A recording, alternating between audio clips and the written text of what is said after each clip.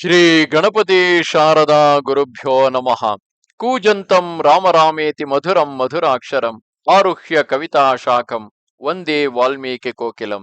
ಶ್ರೋತೃಗಳಿಗೆ ಶ್ರೀ ಚಾಮರಾಜೋಕ್ತಿ ವಿಲಾಸವೆಂಬ ಕನ್ನಡ ರಾಮಾಯಣದ ಅಯೋಧ್ಯ ಕಾಂಡದಲ್ಲಿ ಭರತನು ಅಯೋಧ್ಯೆಗೆ ತಿರುಗಿ ಬಂದದ್ದು ಎಂಬ 113ನೆಯ ಅಧ್ಯಾಯಕ್ಕೆ ಸ್ವಾಗತ.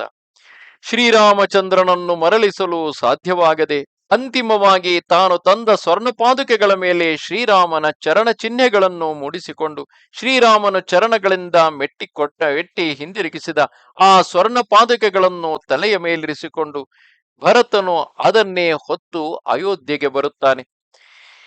ಈ ಪ್ರಕಾರದಲ್ಲಿ ಭರತನು ಶ್ರೀರಾಮನು ಕೊಟ್ಟ ಪಾದುಕೆಗಳನ್ನು ಶಿರಸ ವಹಿಸಿ ಪಟ್ಟದಾನೆಯ ಮೇಲೆ ವಿಜಯ ಮಾಡಿಸಿಕೊಂಡು ಹರ್ಷದಿಂದ ಶತ್ರುಘ್ನನನ್ನು ಕೂಡಿಕೊಂಡು ರಥಾರೂಢನಾಗಿ ಅಯೋಧ್ಯ ಪಟ್ಟಣವನ್ನು ಕುರಿತು ಹೊರಟನು.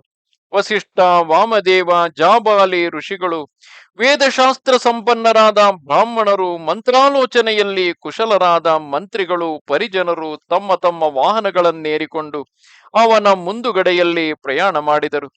ಮಂದಾಕಿನಿ ತೀರಕ್ಕೆ ಮೂಡಲಾಗಿರುವ ಚಿತ್ರಕೂಟ ಪರ್ವತವನ್ನು ಪ್ರದಕ್ಷಿಣ ಮಾಡಿಕೊಂಡು ಚಿತ್ರಕೂಟ ಪರ್ವತದ ನಾನಾ ವರ್ಣದ ಶಿಖರಗಳನ್ನು ನೋಡುತ್ತಾ ಭರದ್ವಾಜಾಶ್ರಮಕ್ಕೆ ಹೋಗಿ ಆ ಮುನಿಯನ್ನು ಕಂಡು ಭರತನು ನಮಸ್ಕಾರವನ್ನು ಮಾಡಿದನು.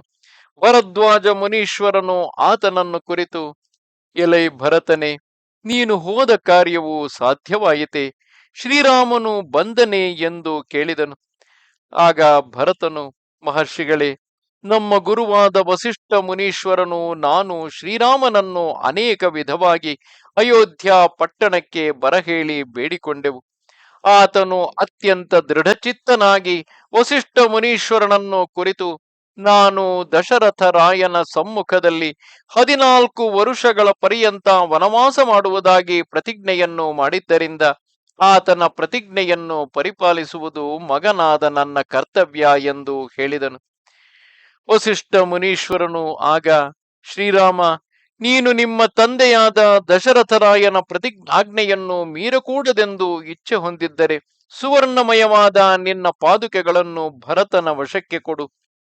ಅವು ರಾಜ್ಯಭಾರವನ್ನು ವಹಿಸಿಕೊಂಡು ಸಮಸ್ತ ಪ್ರಜೆಗಳ ಯೋಗಕ್ಷೇಮಗಳನ್ನು ವಿಚಾರಿಸುವವು ಎಂದು ನನ್ನ ಪ್ರಾರ್ಥನೆಯನ್ನು ಮನ್ನಿಸಿ ನುಡಿದನು.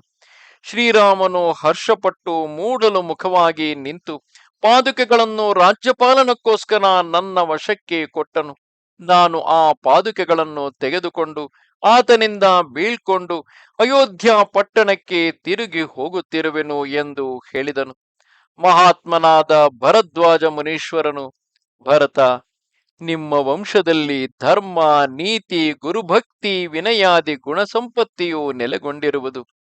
ಧರ್ಮವತ್ಸಲನಾದ ನಿನ್ನಂತಹ ಪುತ್ರನನ್ನು ಪಡೆದ ದಶರಥ ಮಹಾರಾಜನು ಋಣಮುಕ್ತನಾದನು ಎಂದು ನುಡಿದನು.